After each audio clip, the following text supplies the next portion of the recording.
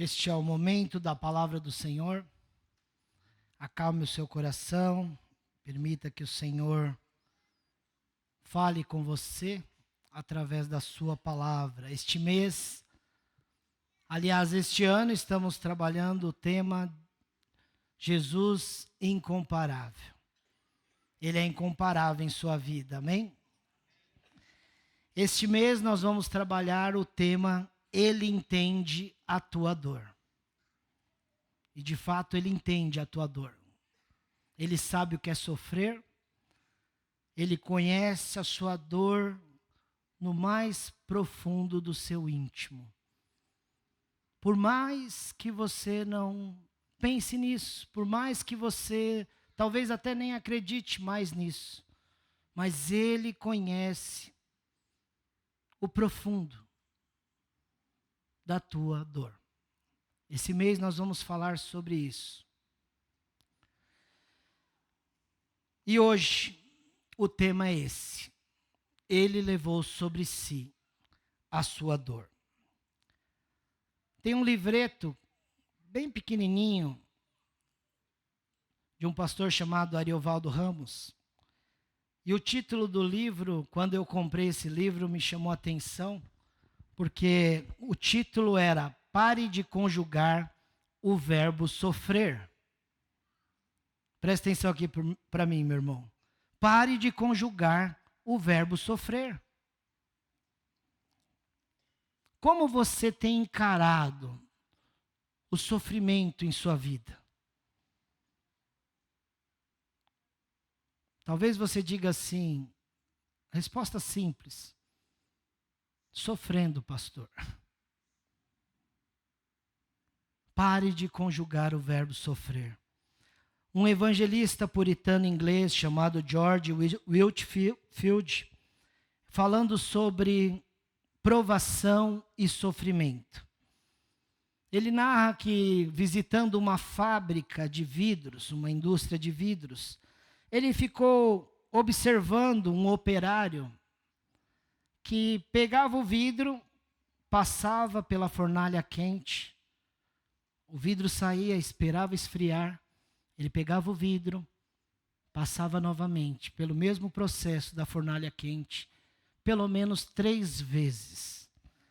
E ele olhando para essa cena, e ele faz uma analogia e diz assim: o Deus Todo-Poderoso sabe. Frequentemente somos mais purificados em determinado momento por intermédio de uma saudável provação do que por milhares de demonstrações do seu amor. Parece que ele tem razão. Deus demonstra o seu amor em todo momento. Demonstra o seu amor através da criação, da natureza.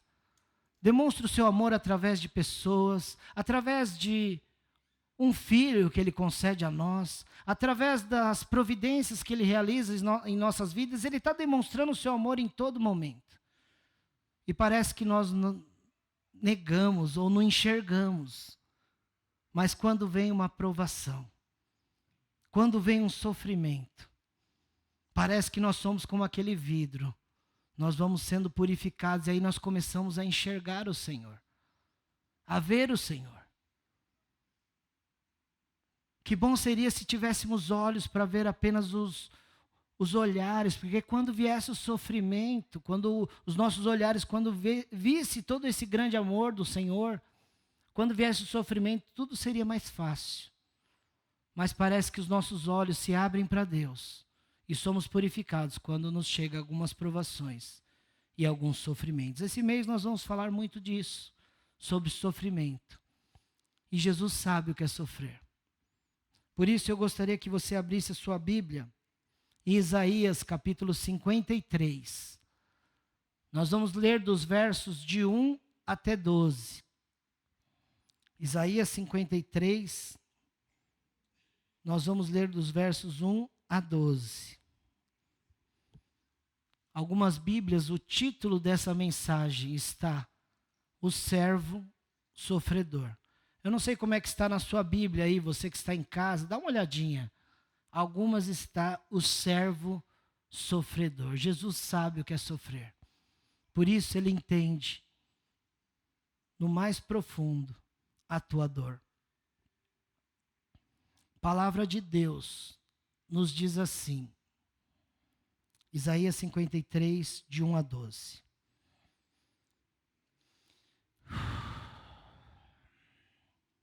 Quem deu crédito à nossa pregação? E a quem se manifestou o braço do Senhor? Porque foi subindo como renovo perante ele. E como raiz de uma terra seca, não tinha parecer nem formosura. E, olhando nós para ele, nenhuma beleza víamos para que o desejássemos. Era desprezado e o mais indigno entre os homens, homem de dores e experimentado nos trabalhos, e como um de quem os homens escondiam o rosto, era desprezado e não fizemos dele caso algum. Verdadeiramente, ele tomou sobre si as nossas enfermidades, e as nossas dores levou sobre si. E nós o reputamos por aflito, ferido de Deus e oprimido. Mas ele foi ferido pelas nossas transgressões e moído pelas nossas iniquidades. O castigo que nos traz a paz estava sobre ele, e pelas suas pisaduras fomos sarados. Todos nós andamos desgarrados como ovelhas. Cada um se desviava pelo seu caminho, mas o Senhor fez cair sobre ele a iniquidade de nós todos. Ele foi oprimido, mas não abriu a sua boca.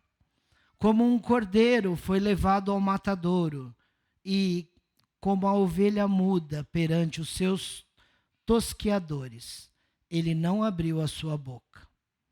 Da opressão e do juízo foi tirado. E quem contará o tempo da sua vida? Porquanto foi cortado da terra dos viventes. Pela transgressão do meu povo, ele foi atingido. E puseram a sua sepultura com os ímpios, e com o rico na sua morte, porquanto nunca fez injustiça, nem houve engano na sua boca.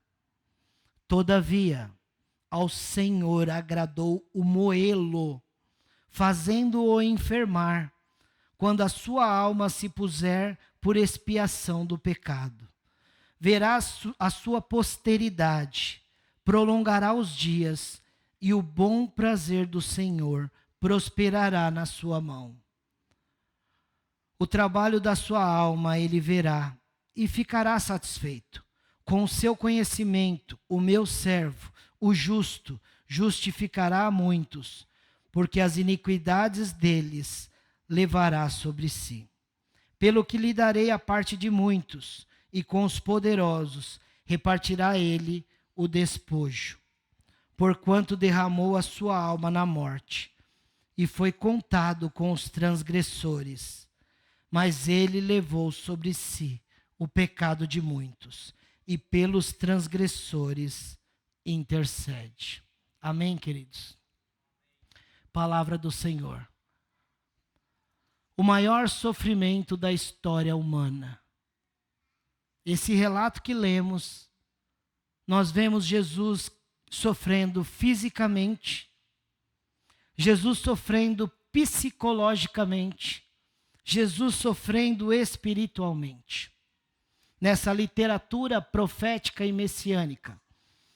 Profética porque essa revelação de Deus dada ao profeta Isaías aconteceu no ministério de Isaías de 740 a 680 anos antes de Cristo, é o tempo do ministério de Isaías. 740 anos antes de acontecer, Isaías já estava vendo. Por isso é uma profecia Também messiânica, porque o profeta Isaías é o profeta que mais fala do Messias nas Escrituras. Então, essa literatura é uma literatura profética e messiânica. Eu queria que os irmãos imaginassem comigo Deus revelando isso que nós acabamos de ler, uma visão clara e exata daquilo que iria acontecer com Jesus Cristo.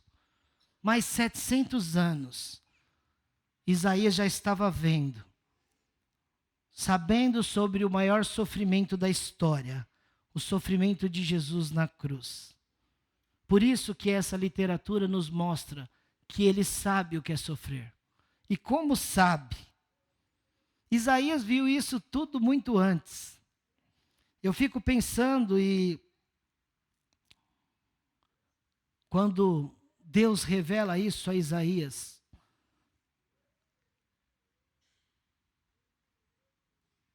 Isaías vê essa cena e ele vê um Jesus, para os irmãos que estão dormindo, vê um Jesus lindo e maravilhoso. Não é mesmo? Amém? Amém, irmãos? É isso que Isaías está vendo? Preste atenção nos detalhes do que nós acabamos de ler. Versículo 2. Isaías está vendo um Jesus bonitão, lindo e maravilhoso, irmãos. Deus revela a Isaías uma visão de um Jesus, um Messias que não tinha formosura alguma. Não tinha nada para olhar para Jesus que o desejássemos, que o atraíssemos a Ele. Isaías viu um Jesus que não era lindo, não era maravilhoso em aparência. Eu disse pela manhã que eu sempre, desde criança, ouço falar sobre Jesus e na minha cabeça Jesus é lindo e maravilhoso. Alguns atores que representaram Jesus na minha vida, na minha história, pelos filmes, são alguns que eu sempre vi. Falei, Jesus é desse jeito. O primeiro foi na minha infância. Foi esse aí, ó. Esse aí é o que na minha infância eu via nos filmes e falava, é ele mesmo, porque ele é branquinho, com os olhos azuis que eu nunca vi na minha vida, só esse ator tem esse olho azul aí. Que é um azul diferente, é um azul que é dos céus mesmo. Cabelinho encaracolado. Na minha infância eu via nos filmes esse Jesus, eu imaginava Jesus assim, bonitão desse jeito. Depois, na minha juventude, foi esse Jesus aí, no filme do Mel Gibson, bem conhecido, A Paixão de Cristo. Essa igreja aqui proporcionou algo maravilhoso na época do filme. O filme está no auge. Essa igreja fechou um cinema lá em Arujá. Não sei quem participou daquela ocasião. Minha esposa está aqui, levanta a mão aí, nós estávamos lá, ué. Ó, mais um ali. Poucos. Assistiu aqui, né, irmão? Mas nós fomos para esse cinema em Arujá. Eu me lembro que quando eu assisti o filme da Paixão de Cristo, que inclusive esse ator, as pessoas dizem que se parece comigo, né? Eu não sei porquê, acho que sem cabelo, ele tem cabelo, mas quando nós assistimos A Paixão de Cristo, do Mel Gibson, eu estava comentando com a minha esposa hoje, quando nós saímos do cinema, eu soluçava de chorar, e olhava para o lado os irmãos chorando. Porque, bom, já eu falo, esse bonitão não ficou tão bonitão no final do filme. E hoje, um Jesus atualizado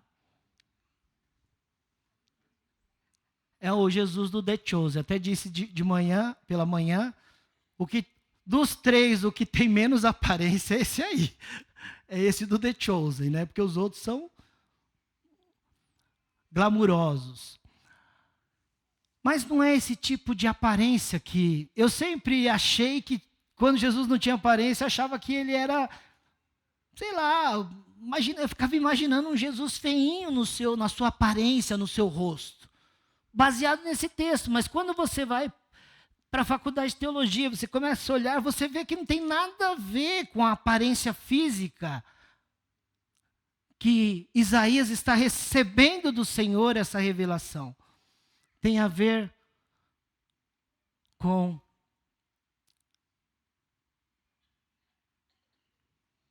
eu já fui dando spoiler aqui antes da hora, olha isso. Mas tem a ver com que ele foi traspassado.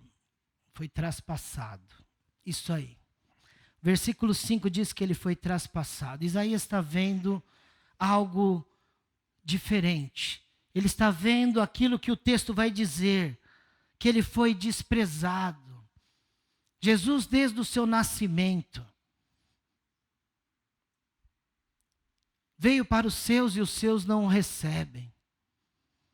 Nasce, quando você vai ler o relato de Jesus, o nascimento de Jesus, Maria grávida, prestes a dar à luz, com José, seu marido, batem numa porta, o texto diz que não tem lugar.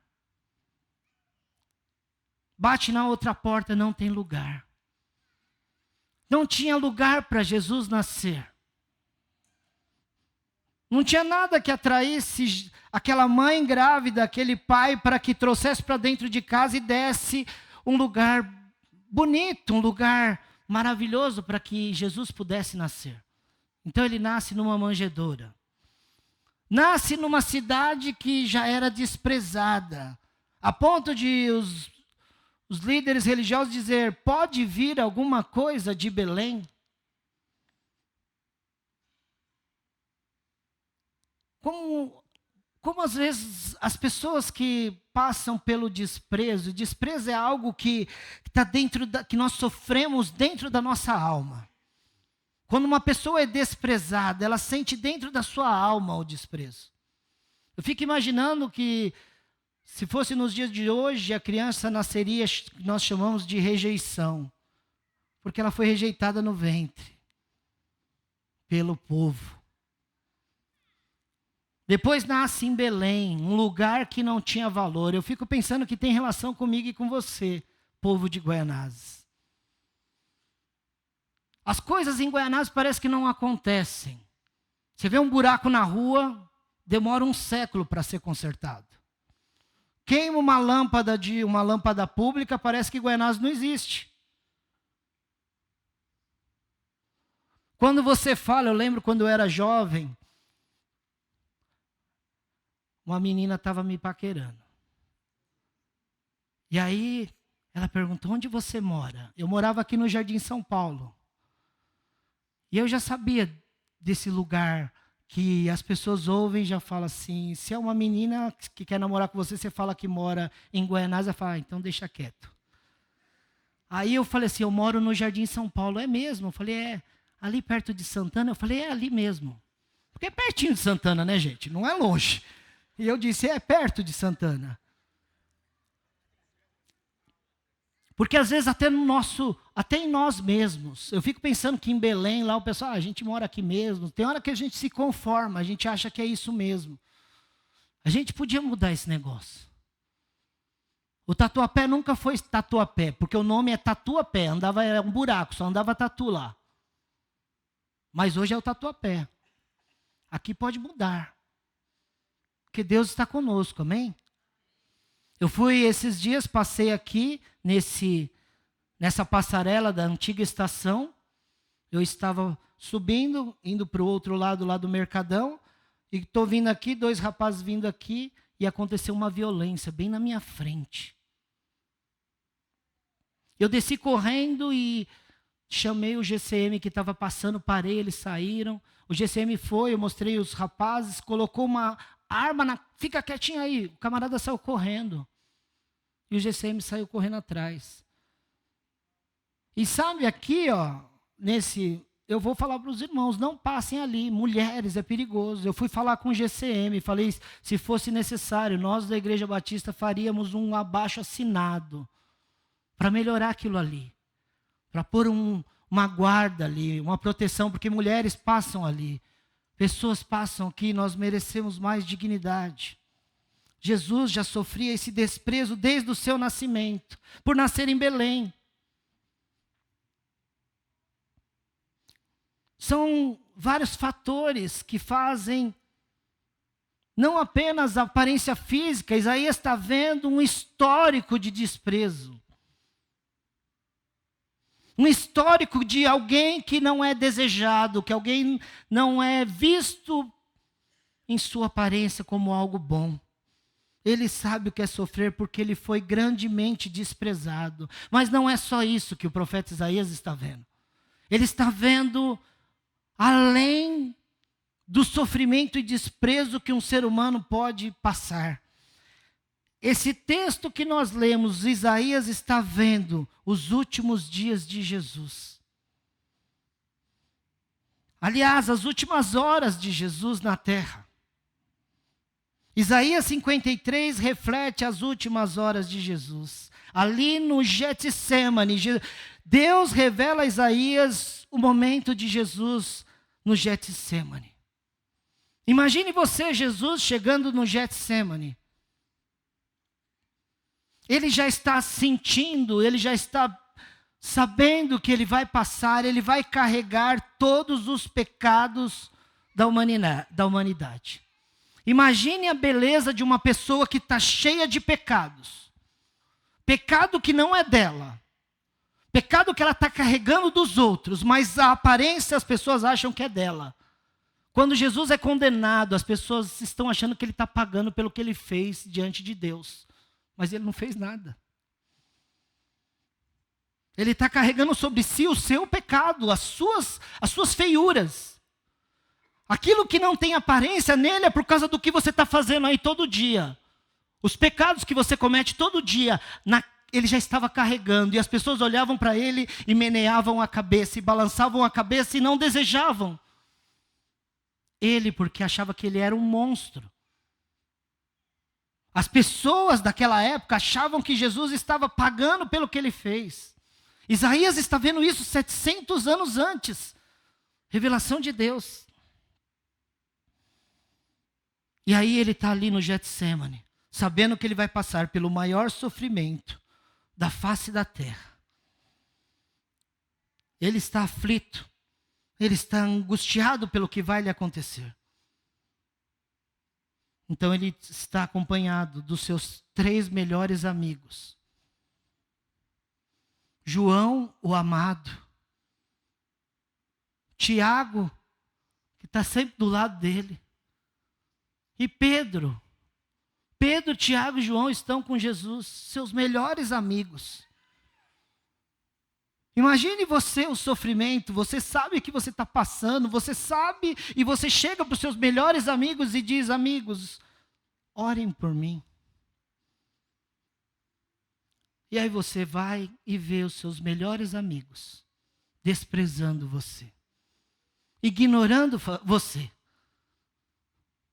Você vê com seus próprios olhos, por isso que Jesus sofre o maior sofrimento psicológico que uma pessoa pode passar. Se você sofre e acha que sofre psicologicamente, imagine Jesus sendo desprezado. Puxa, a cabeça de Jesus, pense com a cabeça de Jesus. Eu pedi para os meus amigos, eu estou angustiado, eu estou aflito, e eles estão roncando. Pedi para eles orarem 1 minutinho, e eles não estão nem aí para mim. Logo em seguida, Jesus passando por aquilo, já tinha visto que os seus amigos, falou: puxa, meus amigos me abandonaram. Daqui a pouco chega outro amigo, cheio de homens e uma multidão, que não vieram saudar Jesus. E esse amigo, esse parceiro de ministério, chega e dá um beijo em Jesus e o trai. Você já foi traído por um amigo? Você já foi traído por alguém que você ama?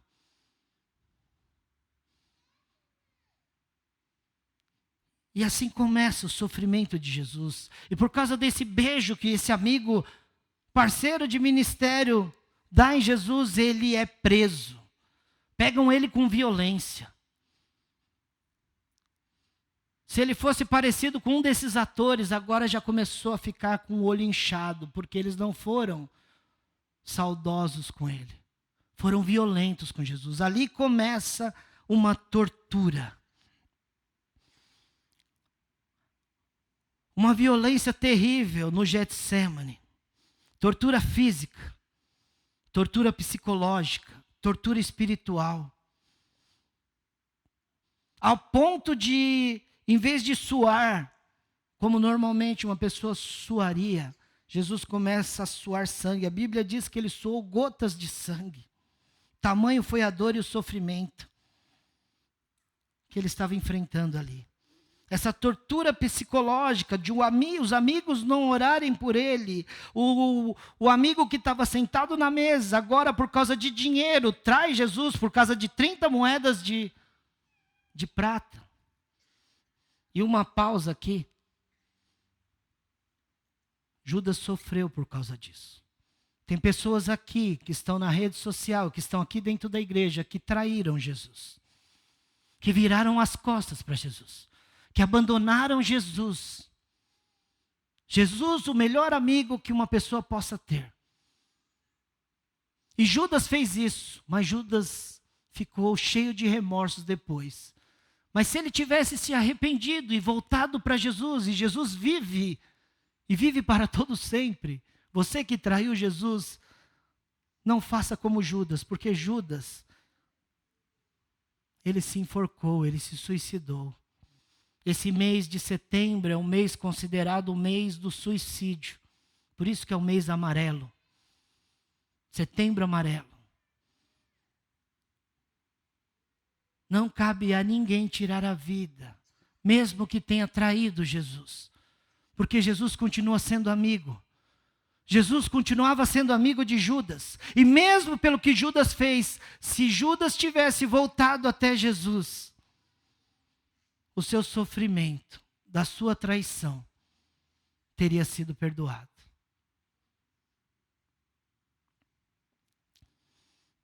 E a tortura começou ali, essa dor e esse sofrimento que Jesus está enfrentando.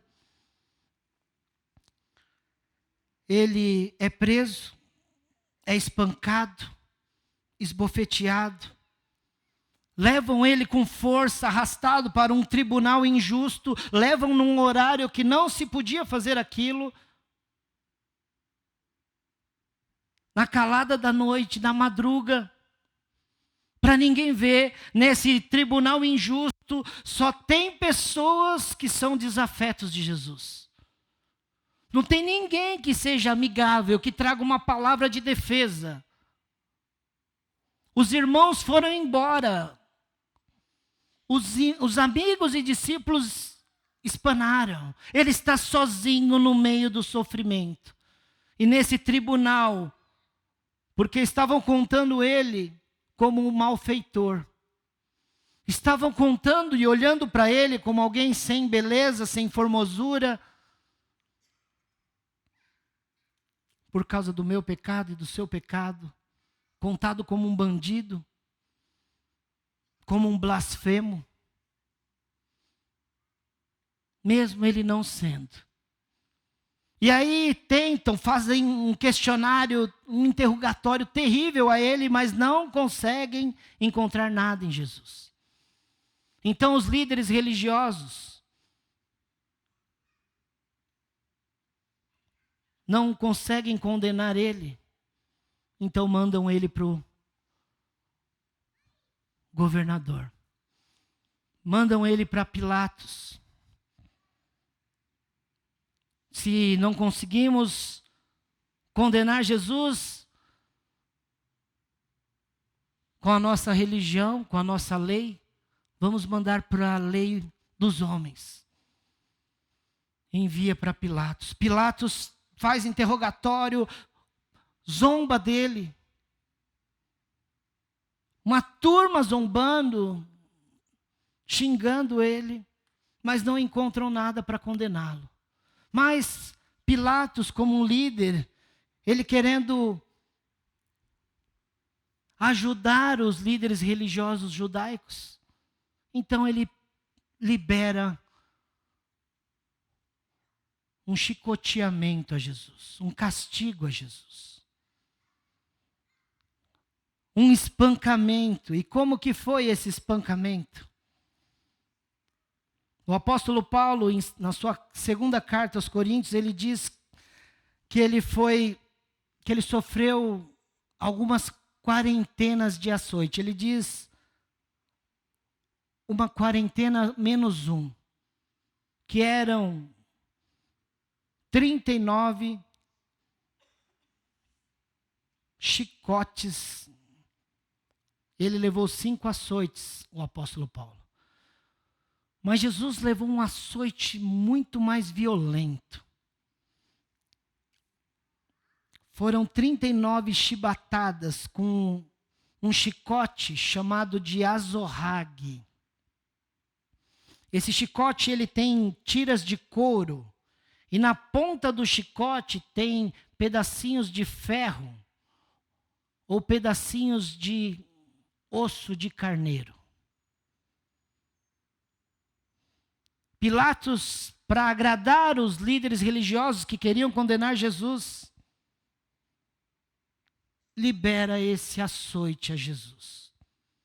Imagine você o que Jesus sofreu. Cada chicotada, com aquelas pontinhas de ferro e de pedaços de osso de carneiro. Cada chicotada arranca um pedaço da carne de Jesus. Tem hora que pega nas costas, tem hora que pega nas pernas, tem hora que pega no pescoço, no rosto. É isso que você já está fazendo o rostinho de... É isso que ele não tinha beleza e formosura para que o desejássemos. É isso que você olha para ele e vê que ele foi traspassado, porque essa palavra traspassado tem a ver com furado, com cortado, com rasgado. Por isso que ele foi moído, ele foi rasgado, ele foi cortado. 2 homens violentos, ordenado por Pilatos, começam a chicotear e bater em Jesus, mesmo ele sem merecer. Mesmo ele não tendo pecado e erro algum. Mas porque ele estava carregando sobre si o meu pecado e o seu pecado. Então ele estava apanhando, tomando uma surra e sendo desfigurado em seu corpo e sua face, a ponto de ninguém desejar a ele, de não ter interesse por ele, de olhar para ele e ele foi contado como um merecedor daquilo que está sofrendo.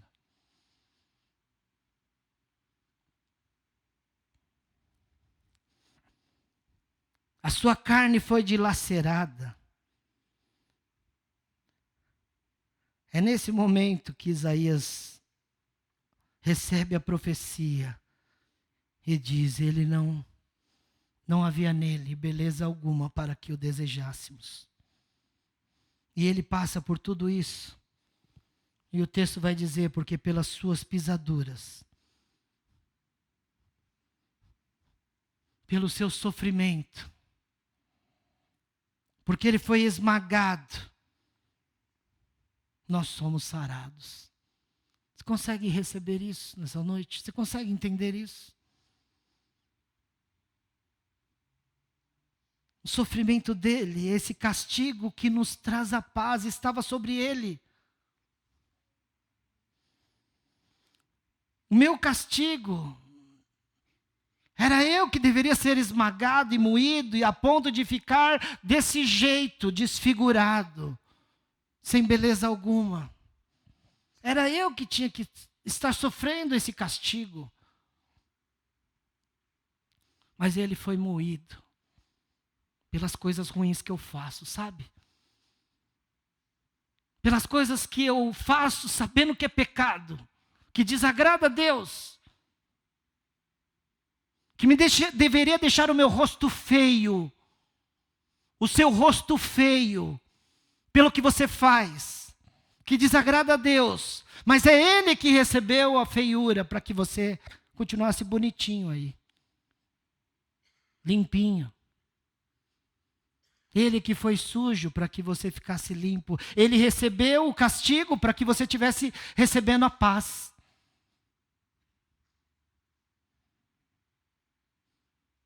Seria tão bom nessa noite se você olhasse para você e falasse assim: eu não mereço ter a paz. Merecer a gente não merece. Merecer a beleza de uma vida maravilhosa que Deus nos dá, nós não merecemos nem respirar. Mas pelo que Ele fez por nós, Ele permitiu que nós tivéssemos essa vida, essa oportunidade de ser sarado, meu irmão, de ser curado, de receber essa paz que extrapola os limites da mente humana. A paz que excede todo entendimento. É só através de Jesus. É só através do que Ele fez por mim e por você. Ele sabe o que é sofrer. Ele sabe o que é sofrer com a finalidade de que você seja curado. Ele sabe o que é sofrer com a finalidade de que você tenha paz. Ele sabe que o que Ele faria, Ele levaria sobre si as nossas doenças e enfermidades. Alguém já disse que doença e enfermidade são coisas diferentes. Doenças, você pode contrair através de um vírus, vai machucar o seu corpo, vai danificar o seu corpo. Você pode contrair uma doença por não se alimentar direito, não dormir direito, e você pode ter uma doença que vai atingir o seu físico. E enfermidade é diferente. E enfermidade pode ser uma doença também física, mas que não é tratada com remédio. Porque ela é do âmbito espiritual. O seu físico sofre, mas o problema é um problema que você precisa tratar com Deus. Nem todas as enfermidades espirituais que causam problemas físicos, nem toda doença física ela é espiritual. Mas há muitas doenças que são enfermidades, são causadas por problemas espirituais, pela falta de Jesus. Prova disso, uma mulher de fluxo de sangue, 12 anos sofrendo com uma hemorragia. A Bíblia diz que essa mulher procurou todos os meios para ser curada. A Bíblia diz que ela procurou muitos médicos, talvez muitos remédios. Gastou tudo o que tinha e não conseguiu nada. Já viu quando você tem uma doença e você vai no médico, ele te dá um remédio, não resolve. Aí ele detecta outra coisa, e depois você vai no outro, o outro fala outra coisa. Talvez você precisa tocar nas vestes de Jesus. Porque tocando nas vestes de Jesus, você tendo um encontro com Jesus, Ele leva sobre si a sua enfermidade. Não apenas a sua doença, mas a sua enfermidade. Nós vimos na Bíblia que tem uma mulher de 18 anos, encurvada, só olhando para baixo. Sabe o que é 18 anos? Você não conseguir olhar para cima, você só olhar para o chão. Sofrendo. Um homem, 38 anos, sofrendo na beira de uma piscina, de um tanque chamado Betesda.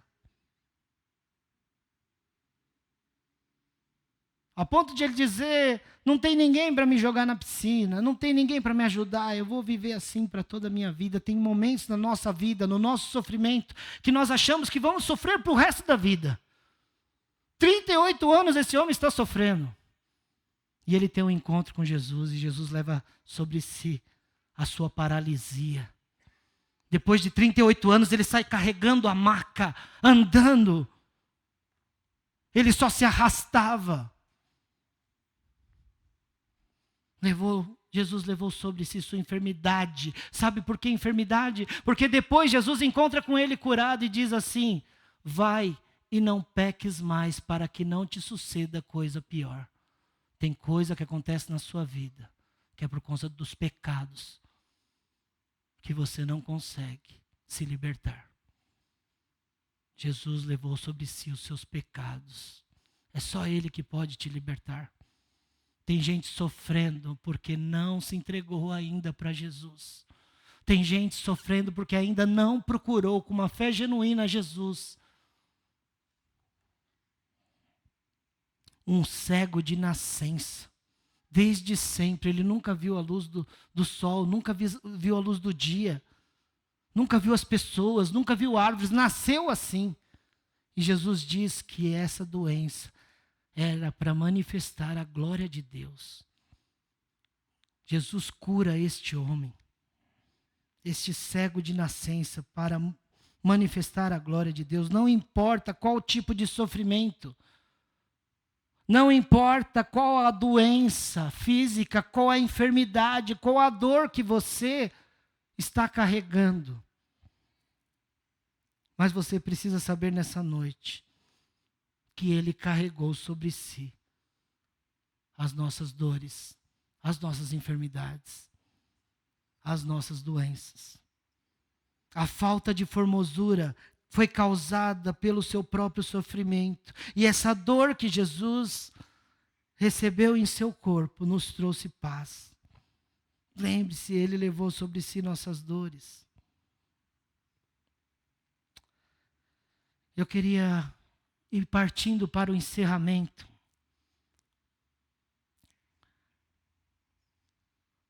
O versículo 10 vai dizer que esse sofrimento foi vontade de Deus.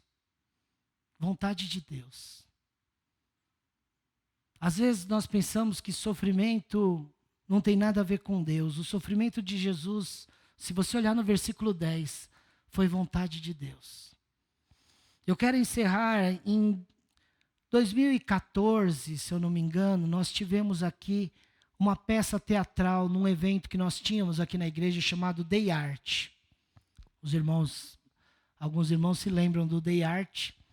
E tinha um grupo chamado Expressão de Amor, lá de Maringá, um grupo de teatro. E eles fizeram uma encenação aqui de uma peça teatral chamada Dores do Cordeiro.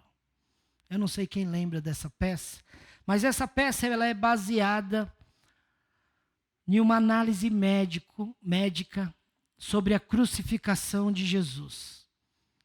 E eu queria ler essa análise feita pelo Dr. Barbet, médico francês. Eu queria que você prestasse atenção. Você que está aqui, você que está em casa. Esse médico diz assim: sou um cirurgião e dou aulas há algum tempo. Por 13 anos vivi em companhia de cadáveres. E durante a minha carreira estudei anatomia a fundo.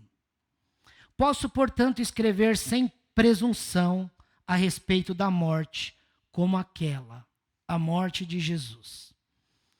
Jesus entrou em agonia no Getsêmani, e o seu suor tornou-se como gotas de sangue ao escorrer pela terra. O único evangelista que relata o fato é um médico, Lucas, e o faz com a precisão de um clínico. O suar sangue, ou hematidrose, é um fenômeno raríssimo. É produzido em condições excepcionais. Para provocá-lo é necessária uma fraqueza física, acompanhada de um abatimento moral violento, causado por uma profunda emoção, por um grande medo. O terror, o susto, a angústia terrível de sentir-se carregando todos os pecados dos homens devem ter esmagado Jesus. Tal tensão extrema produz o rompimento das finíssimas veias capilares, que estão sob as glândulas sudoríparas. O sangue se mistura ao suor e se concentra sobre a pele, e então escorre por todo o corpo até a terra. conhecemos a farsa do processo preparado pelo sinédrio hebraico. O envio de Jesus a Pilatos e o desempate entre o procurador romano e Herodes. Pilatos cede, e então ordena a flagelação de Jesus. Os soldados despojam Jesus e o prendem pelo pulso a uma coluna do pátio. A flagelação se efetua com tiras de couro múltiplas, sobre as quais são fixadas bolinhas de chumbo e de pequenos ossos. Os carrascos devem ter sido 2, um de cada lado e de diferentes estaturas. Golpeiam com chibatadas a pele, já alteradas por milhões de microscópicas hemorragias do suor de sangue. A pele se dilacera e se rompe. O sangue espirra. Cada golpe, Jesus reage em um sobressalto de dor. As forças se esvaem. Um suor frio lhe impregna a fronte. A cabeça gira em uma vertigem de náusea. Calafrios lhe correm ao longo das costas. Se não estivesse preso no alto pelos pulsos, cairia em uma poça de sangue.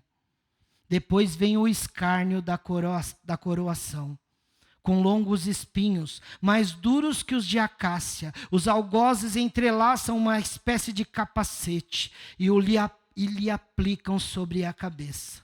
Os espinhos penetram no couro cabeludo, fazendo-o sangrar. Os cirurgiões sabem o quanto sangra o couro cabeludo. Pilatos, depois de ter mostrado aquele homem dilacerado à multidão feroz, o entrega para ser crucificado. Colocam sobre os ombros de Jesus o grande braço horizontal da cruz. Pesa uns 50 quilos. Peso de um saco de cimento. A estaca vertical já está plantada sobre o Calvário. Jesus caminha com os pés descalços pelas ruas de terreno irregular, cheias de pedregulhos. Os soldados os puxam com as cordas. O percurso é cerca de 600 metros. Jesus, fadigado, arrasta um pé após o outro. Frequentemente cai sobre os joelhos. E os ombros de Jesus estão cobertos de chagas. Quando ele cai por terra, a viga lhe escapa, escorrega e lhe esfola o dorso. Sobre o Calvário tem início a crucificação. Os carrascos despojam o condenado, mas a túnica está colada nas chagas e tirá-la produz dor atroz. Um sofrimento terrível. Quem já tirou a atadura de gases de uma grande ferida sabe do que estamos falando. Cada fio de tecido adere à carne viva.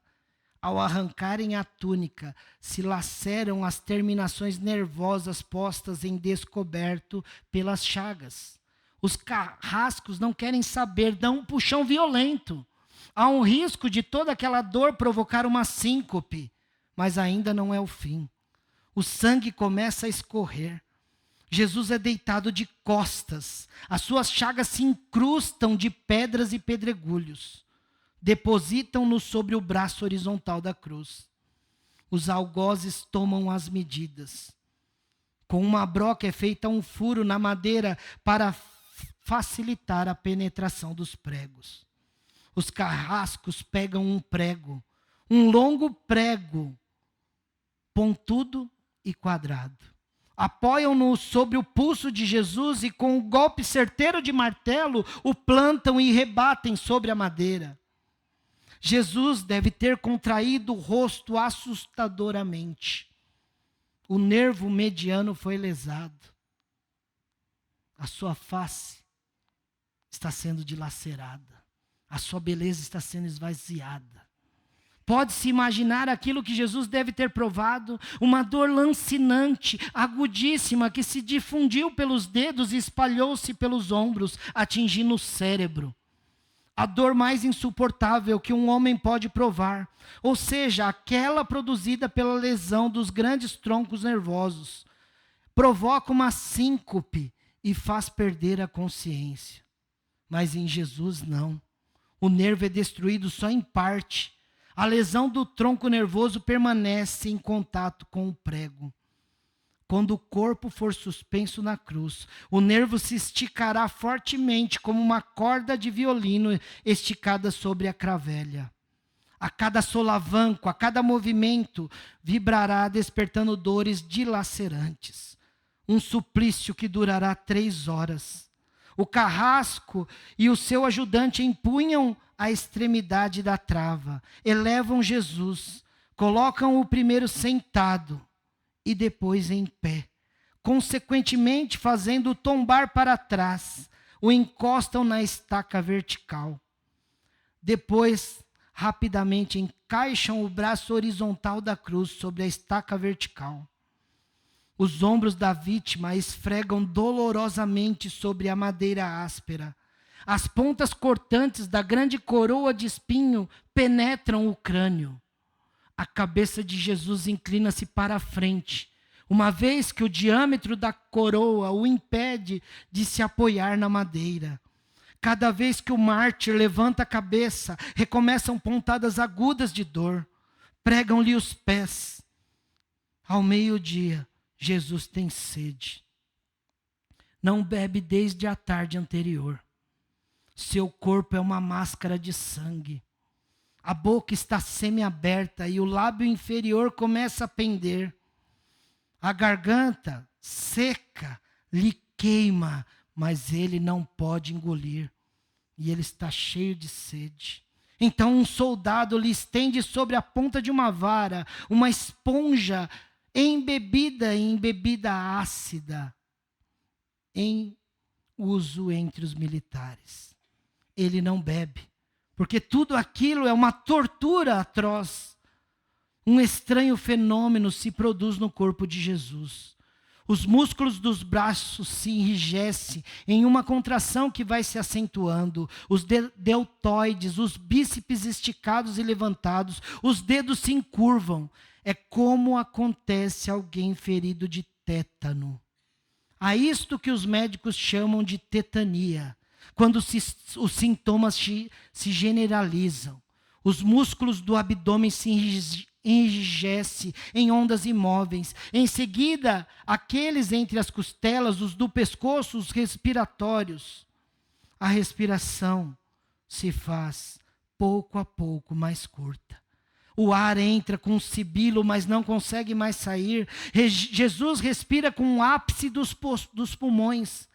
Ele tem sede de ar, como um asmático em plena crise. Seu rosto pálido, pouco a pouco, se torna vermelho, depois se transforma numa violeta, enfim, em cianítico. Jesus é envolvido pela asfixia. Os pulmões cheios de ar não podem mais se esvaziar. A fronte está impregnada de suor, os olhos saem fora de órbita. Mas o que acontece? Lentamente, com um esforço sobre-humano, Jesus toma um ponto de apoio sobre o prego dos pés. Esforça-se a pequenos golpes, se eleva aliviando a tração dos braços. Os músculos do tórax se distendem. A respiração torna-se mais ampla e profunda. Os pulmões se esvaziam. O rosto recupera a palidez inicial. E para que todo esse esforço? Porque Jesus quer falar. A seguinte frase: Pai, perdoa-lhes. Pai, perdoa-lhes. Porque eles não sabem o que fazem. Logo em seguida, o corpo começa a afrouxar-se de novo e a asfixia recomeça. Foram transmitidas 7 frases pronunciadas por ele na cruz. Cada vez que ele quer falar, deverá elevar-se tendo como o apoio o prego nos pés. Uma dor inimaginável, uma dor insuportável, um sofrimento sem igual. Atraídas pelo sangue que ainda escorre e pelo coagulado, enxames de moscas unem ao redor do seu corpo, mas ele não pode enxotá-las. Pouco depois o céu escurece, o sol se esconde, de repente a temperatura diminui. Logo serão 3 da tarde. Depois de uma tortura que dura 3 horas, todas as suas dores, a sede, as cãibras, a asfixia, o latejar dos nervos medianos lhe arrancam um lamento. Que ele diz assim: meu Deus, por que me abandonaste? Jesus grita: tudo está consumado. Em seguida, num grande brado, diz: Pai, nas tuas mãos entrego o meu espírito. E Jesus morre no meu lugar e no seu lugar. Isaías viu isso, viu esse homem moído. E foi vontade de Deus. Isaías está vendo essa visão, vendo que ele não tinha beleza e nem formosura, porque ele foi desfigurado, e foi vontade de Deus moê-lo. Vontade de Deus que ele morresse na cruz. Por isso que a palavra de Deus está escrito que Deus enviou o seu próprio filho, o seu único filho, para todo aquele que nele crê não morra, mas tenha a vida eterna. Meu irmão, é pelas suas pisaduras, é pela morte de Jesus que você é sarado, que você é curado, que o seu sofrimento é vencido, que a sua dor vai embora. É pelo que ele fez, morreu na cruz e ressuscitou para te dar vitória sobre o seu sofrimento. É pelas suas pisaduras que você é curado. Eu não sei qual é a sua dor, se é dor física, eu não sei se é uma dor de enfermidade, eu não sei qual é a dor, se é uma dor psicológica, se é uma dor espiritual, mas em Jesus você encontra a cura. Em Jesus você pode ser sarado. Ele sabe o que é sofrer, ele entende a tua dor. Ele foi moído, ficou sem formosura para levar sobre si o seu sofrimento. Um castigo para que você tenha paz. É pelo sofrimento de Jesus que você pode ser curado. Feche seus olhos, querido. Você veio aqui, você está pela rede social, não é à toa para receber essa mensagem. Pare de sofrer. Pare de conjugar o verbo sofrer. Entregue-se para Jesus, não sofra mais, receba a cura, receba a paz que Jesus pode te dar. Ele sofreu por você, ele morreu por você. Foi contado como malfeitor. Foi rejeitado, desprezado, moído, transpassado por causa de você. Ele quer levar esse peso que você carrega, meu irmão. Essa dor que você sabe que está lá no fundo da sua alma. E se você quer, nessa noite, receber essa palavra de forma prática, de forma viva, se você está na sua casa, se coloque em pé e diga: Senhor, eu quero, leva minhas dores, Pai. Eu tenho carregado as minhas dores, mas o Senhor levou sobre si as minhas dores. Eu quero receber a paz que só o Senhor pode dar. Receber a cura que só o Senhor pode dar. Se você está aqui também, se tem alguma dor que você está carregando, Jesus está aqui nessa noite. Ele morreu na cruz, mas Ele ressuscitou. Ele é o mesmo. É o mesmo que aquela mulher que tocou nas vestes dele, 12 anos sofrendo.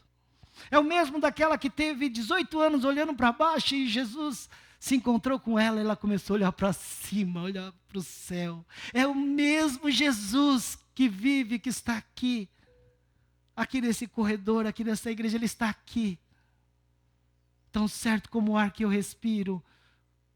O mesmo daquele que encontrou com aquele homem 38 anos sofrendo, paralítico, e saiu daquele dia do encontro com Jesus pulando, andando. E Ele quer ter um encontro com você. Eu não sei do que você sofre. Eu não sei como você está sofrendo e carregando. mas Ele carregou sobre si as suas dores. Se você quer receber a cura, a paz de Jesus, levante-se do seu lugar. Eu quero orar por você. Ele conhece a sua dor. No mais íntimo, mais profundo da sua alma, Ele conhece os seus desprezos que tanto dói. Ele quer curar, sarar, levar embora nessa noite. Lance sobre Jesus a sua dor e o seu sofrimento. Se coloque em pé, com fé. Eu quero orar por você. Eu quero orar por você. Eu não sei qual é a dor que você passa. Eu não sei qual é o sofrimento, mas Ele conhece a tua dor. Conhece o seu sofrimento.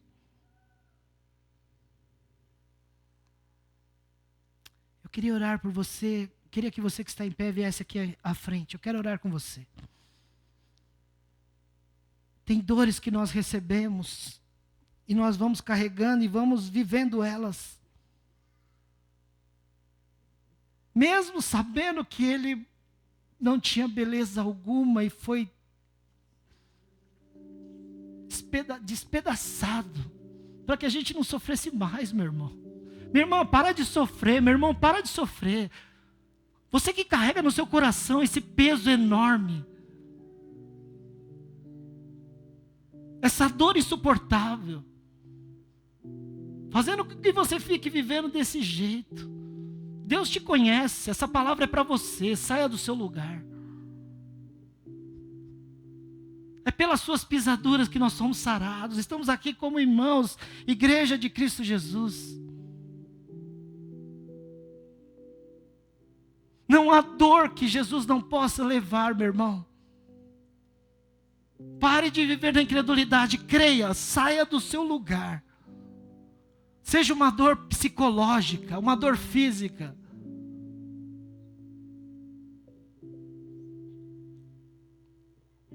Entregue-se a Jesus, meu irmão. Ele te ama. Ele conhece a sua dor. Ele conhece a sua necessidade. Ele entende a nossa vida, Pai. Obrigado, Deus. Muito obrigado, Senhor, por morrer na cruz por nós, Pai. Nós não merecemos. Não merecemos toda essa tortura que o Senhor recebeu no nosso lugar, Senhor. Aquela pele dilacerada, aquele sofrimento atroz, Pai, foi para que hoje nós pudéssemos estar aqui de pé, recebendo a vida e a vida em abundância do Senhor. Muito obrigado, Deus, pela oportunidade desta igreja. Muito obrigado pela oportunidade de podermos ouvir a Tua palavra, Senhor. A Tua palavra que é viva, que é eficiente, que vem no íntimo da nossa dor, Pai, para fazermos levantar, para nos fazer levantar e andar, Pai. E andar na Tua direção, Deus.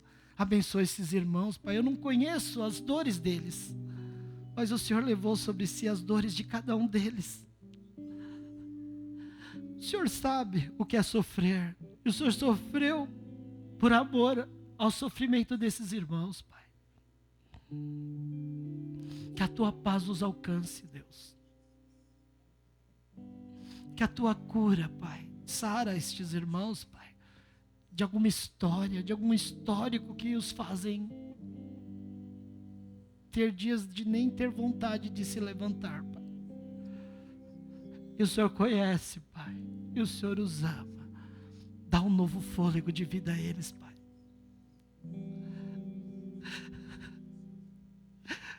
Ajuda-os, Pai, segundo as suas necessidades. Segundo a cada dorzinha que está dentro deles, Pai.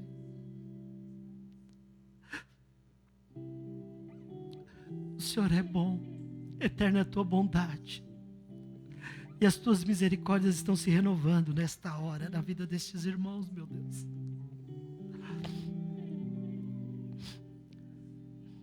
Entrego-os nas Tuas mãos, Pai. Seja feita a Tua vontade, Pai, que é boa, que é perfeita e que é agradável. E eu oro em nome de Jesus. Amém. E amém. Deus abençoe, viu, meus irmãos? Deus abençoe.